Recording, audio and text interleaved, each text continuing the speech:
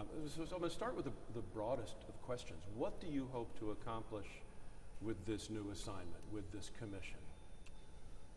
The commission has been given a very broad mandate, and frankly, a very deep mandate, to take a holistic, thorough, comprehensive look at what Maryland does in the operation of its juvenile justice system.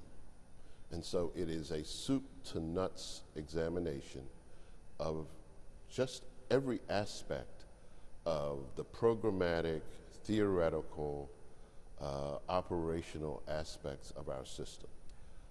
And that's what we're going to do. We're going to leave no stone unturned in the search for good ideas, for efficient and effective practices. We're going to look at what other states do. We're going to look at the remarkable increase in the knowledge of brain science and developmental stages for young people. We're going to look at how Maryland has operated its system in the distant past, in the more recent past, and ultimately we're going to come up with recommendations, findings and recommendations to the legislature, to the governor, and frankly, to the community at large about how all of us have skin in the game when it comes to standing up the best juvenile justice system in the country. Now, how is that different from the group, the task force that led to the Juvenile Justice Reform Act, which has, to a lot of people say, has caused issues? You know, how is what you're doing different than what that group did? We are actually going to build on what that group did. We are going to take the findings and recommendations that came from that process over several years and move it forward. We're going to take a look back at how things have worked. As I say, in the recent past, since some of those statutory changes, but we're going to look back further and especially examine some of the findings from the earlier group, and then we're going to move it all forward and build on the knowledge that process will bring to us. What are you predisposed to as you come into this? Do you have a general philosophy about, you know, how young people should be handled?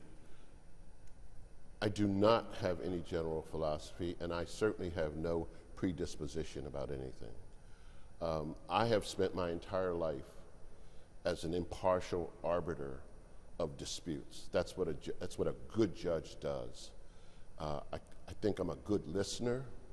I think that I've been trained and I have lots of experience of hearing opposing sides to all kinds of issues. And one of the strengths I think I bring to this remarkable commission is the ability to hear what state's attorneys are saying, to hear what the sheriffs are saying, to hear what the school principals are saying, to hear what the parents are saying, and to hear what, Chairman Smith has to say about this, hear what Delegate Bartlett has to say about these issues, and to do what I can to bring these remarkable 22 people together, hopefully reach consensus on many issues. We won't agree on everything, but I think it'll be a very rich process that is very likely, and I fully expect it, to produce a work product, every year a work product that the people in this state can be proud of, and that the governor and the legislature can see the fruits of their work in the statutory changes that they've made, including this one. I didn't hear media on your list of people that you're going to listen to, but a couple of years ago when this happened, I'm a street reporter. I'm out and about, and I talk to police, and I talk to prosecutors, talk to some judges as well, and I started hearing, look, that these new changes that had been put in place were leading to problems, that kids felt that they could not be punished and were taking advantage of that sort of thing. And I still hear those complaints. As a matter of fact, I talked to a state's attorney today. I said, I'm going to come talk to you, and I said, what questions would you ask? And she, now you know who it is, said, I'm pretty angry about something today with DJS. There's a lot of anger about DJS out there. Are you hearing it? Do you think there are issues that need to be corrected? I think that there needs to be a holistic and thorough examination of the juvenile justice system in Maryland, and that's what we're going to do. I have no doubt that you've heard some of the things you just described, but you could also hear about some successes. I have no doubt about that as well. And so what we're going to do as the commission is exactly what the legislature and the governor has asked us to do, and that is to look at the system top to bottom, examine best practices wherever they may be occurring, hear from experts from all different domains and areas of practice, social scientists, theoreticians, lawyers, prosecutors, sheriffs, and we're going to come up with recommendations that the people of Maryland will be anxious to see implemented. That's my belief. Another elected state's attorney told me that the pendulum has swung away from any concern about public safety and only for the well-being of the young people who end up in the system. What do you think about that thought?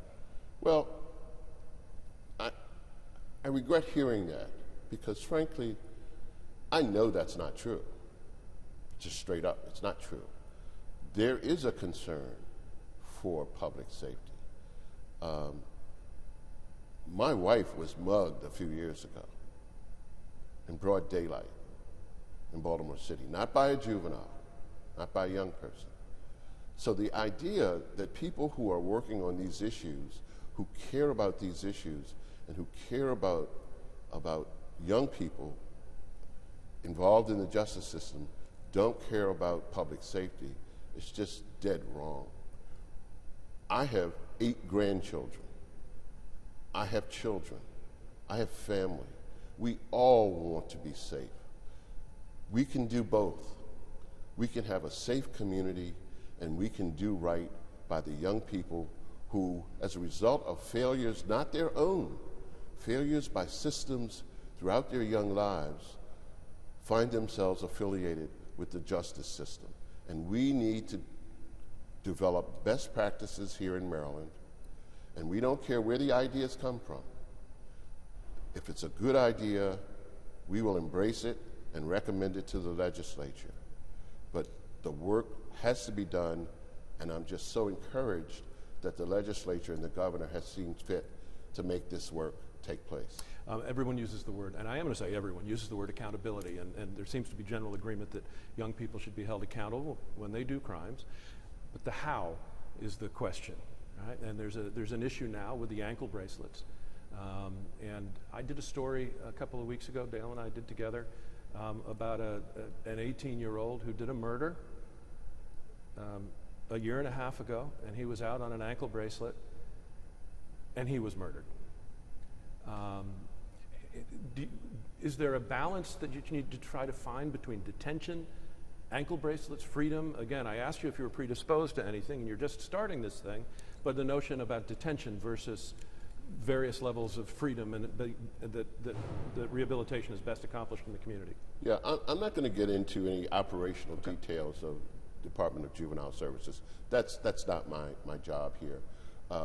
But as I say, the commission will be looking at every aspect of the operation of the juvenile justice system in Maryland. Going forward, that will be, if you dig into this and you find, hey, we got too many kids on ankle bracelets or too many kids locked up, that will be part of your... The findings that the commission comes up with will be based on evidence, best practices, and the recommendations that we make to the legislature and the governor. And so that will be the process? That will be the process. Yeah. If it's something that the governor can tell DJS to do, is that, I mean, could that be a scenario? I'm not sure I understand that question. Well, the governor sets policy for his agencies. DJS is an agency. Well, the legislature also sets policy. Sure, but it's quicker to have the governor do things, right? If things need to happen quickly. Well, I'm not so sure about that. Okay. And I'm not a politician. Yeah. I don't know that I have any competence to speak to that. Let me just, there's one last thing. So, look, there is concern about kids out there, and maybe it's because of the media, but we try to, I've reported facts on these things and have tried not to exaggerate. I've visited Cheltenham. I've seen what goes on there. We see what goes on in the street. To those in the community who are concerned, that Maryland laws and the operation of the DJS has led to an escalation of youth crime. What do you say your work product will yield? Well, I expect to hear from the kind of people you're describing as a part of the work of the commission. And rather than try to offer an opinion about high-level, anecdotal kinds of, I want to hear from people. And I think I speak, in fact, I know I speak for all the commissioners. They want to hear from people. They want to hear what people are feeling, what people have experienced, and they want to hear what people think the problems are, and we certainly want to hear what anybody thinks are proposed solutions. And we will consider anything and everything that comes before us. There won't be anything off the table as we go forward with hearing from people. So your creation and your commitment to this is a response to, you're now the place where people can turn instead of just us telling anecdotes, essentially is what you're saying. Oh, we expect to hear from broad swaths of the community. I expect to hear from broad swaths of the community, probably starting tonight. Why'd you agree to do this? Thanks for asking that question. I was blessed to be a judge for 30 years, as I think you know. City, federal, trial, and appellate. And if I didn't see it all, I saw most of it. But even as I was a judge in my day job, all my adult life, I've been dedicated to lifting up young people. I was a founding director of the CLEA program back in the early 90s, Community Law in Action. I was a founding director of the Baltimore Urban Debate League that really lifted people in inner city Baltimore, young people, gave them a voice. Very successful program. I was the president of Big Brothers and Big Sisters. So you ask me, why did I agree to do this? I've been doing this all of my adult life. Focused on children, trying to do the best that I could as just a person to contribute to broader efforts to make the world safer for everyone and to make the world safer and a better place for young people. I grew up in East Baltimore. Wasn't easy, as it is not easy today in many parts of the city and of the state. So my heart is in this work. My mind is in this work. This work is my passion, and I want to see children succeed. And I want to see communities enjoy the safety that we all want for all of our communities. That's why I'm doing this work.